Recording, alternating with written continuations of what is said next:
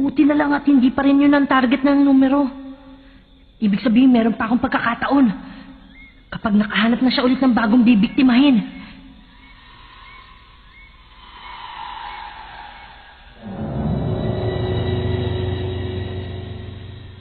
Teka muna. Paano kung makahanap siya ng bagong mabibiktima pero ayaw din makipaglaban sa kanya? Hindi ko naisip yun ah. Ano kung ibigay na rin lang sa kanya yung numerong hawak nito? Naloko na!